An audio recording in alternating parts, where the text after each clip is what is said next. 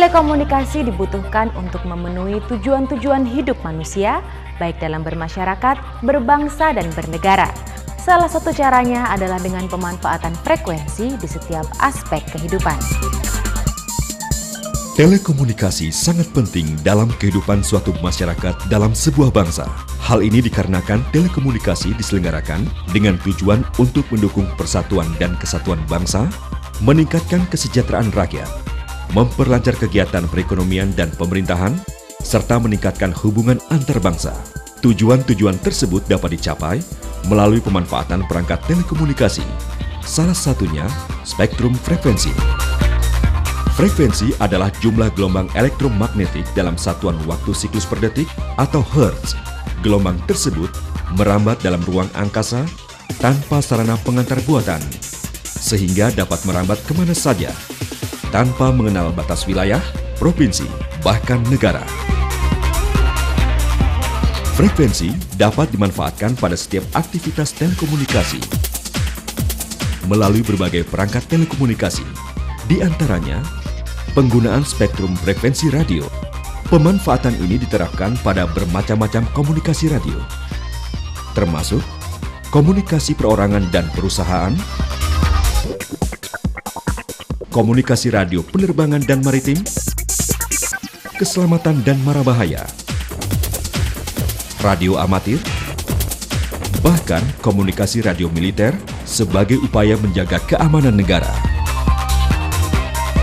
Di balik berbagai manfaat tersebut, spektrum frekuensi radio juga dapat menimbulkan masalah dan bahaya bagi keselamatan manusia jika penggunaannya disalahgunakan. Masalah ini disebabkan oleh kekhasan sifat-sifat spektrum frekuensi radio itu sendiri.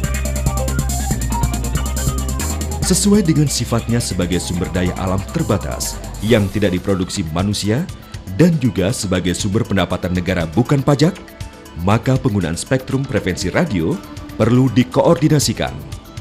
Hal ini untuk mencegah masalah intervensi atau gangguan, sebab penggunaan yang tidak sesuai dengan peruntukannya dapat membahayakan keselamatan manusia.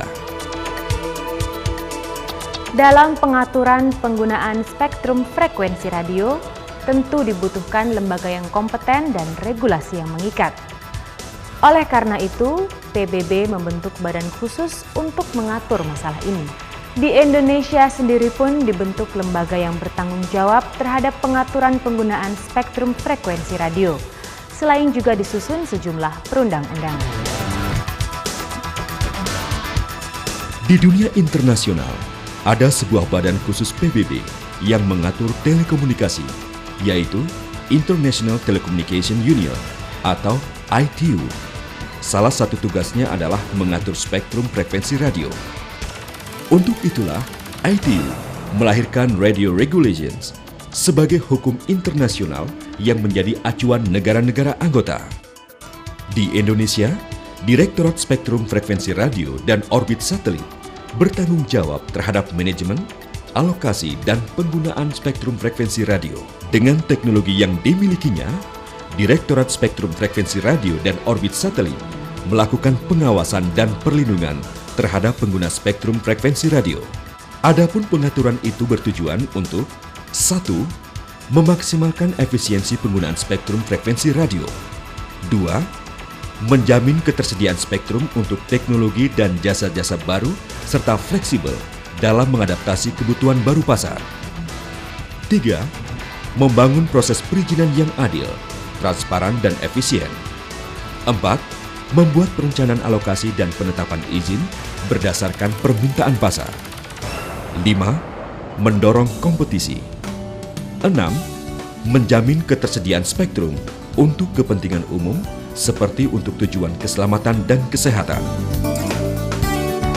Regulasi disusun negara agar pemanfaatan spektrum frekuensi radio tertib dan efisien. Regulasi tersebut yaitu 1. Undang-Undang Dasar 1945 Pasal 33 Ayat 2 dan 3.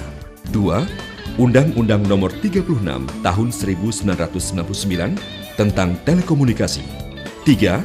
Undang-Undang Nomor 20 Tahun 1997 tentang jenis penerimaan negara bukan pajak. 4. Peraturan Pemerintah Nomor 53 Tahun 2000 tentang penggunaan spektrum frekuensi radio dan orbit satelit. 5. Peraturan Pemerintah Nomor 14 Tahun 2000 tentang tarif atas jenis penerimaan negara bukan pajak yang berlaku di Departemen Perhubungan. 6. Keputusan Menteri Perhubungan Nomor KM 40 Tahun 2002 tentang petunjuk pelaksanaan tarif atas penerimaan negara bukan pajak dari biaya hak penggunaan spektrum frekuensi radio. Ditinjau dari Undang-Undang Telekomunikasi Nomor 36 Tahun 1999, Pasal 53, bahwa barang siapa melanggar ketentuan sebagaimana dimaksud Pasal 33 Ayat 1 atau Pasal 33 Ayat 2, dipidana dengan pidana penjara paling lama 4 tahun dan atau denda paling banyak 400 juta rupiah. Dan apabila tindak pidana sebagaimana dimaksud ayat 1 mengakibatkan matinya seseorang, dipidana dengan pidana penjara paling lama 15 tahun. Penggunaan spektrum frekuensi radio untuk penyelenggaraan telekomunikasi wajib mendapatkan izin dari Ditjen Postel. Izin diberikan dalam bentuk izin stasiun radio atau ISR yang berlaku selama 1 tahun. Jika telah habis masa berlakunya, pengguna dapat melakukan perpanjangan izin. Proses perizinan dimulai dari pengajuan permohonan oleh pemohon. Tahap awal, pemohon harus memenuhi persyaratan administrasi dan data teknis seperti surat permohonan, surat pernyataan, SIUP, akte notaris, konfigurasi jaringan, dan spesifikasi perangkat telekomunikasi. Setelah berkas-berkas tersebut diserahkan ke loket, pemohon mengisi formulir dan menyerahkan kembali pada petugas loket. Kemudian, petugas frekuensi akan memasukkan data pemohon untuk mendapatkan persetujuan ke proses berikutnya. Data yang dimaksudkan adalah lokasi, perangkat, antena, filter, link, dan ring frekuensi. Bila disetujui, pemohon akan menerima resi tanda terima. Berikutnya, data diproses dalam penetapan frekuensi atau analisa teknik, yaitu penghitungan parameter-parameter teknis spektrum frekuensi radio yang ditetapkan agar sesuai peruntukannya dan tidak saling mengganggu. Dengan kata lain, pada tahap ini frekuensi yang dipilih diuji kelayakannya. Begitu frekuensi yang dipilih dinyatakan lulus uji, di bagian monitoring dilakukan pemeriksaan ulang terhadap frekuensi yang akan ditetapkan dalam perizinan. Jika dinilai layak, maka selanjutnya otorisasi atau pengesahan oleh pejabat yang berwenang. Selanjutnya, barulah surat pemberitahuan pembayaran atau SPP bisa diterbitkan dan pemohon dapat melakukan pembayaran melalui bank. Agar izin secara otomatis tercetak, pemohon harus memasukkan bukti pembayaran. Lalu, perizinan dalam bentuk izin stasiun radio atau ISR diberikan kepada pemohon melalui pos. Proses perizinan ini memakan waktu sekitar 45 hari. Bagi pengguna yang melakukan permohonan perpanjangan izin, hanya perlu memulai proses dari pembayaran biaya hak penggunaan sampai izin dikirimkan ke pemohon.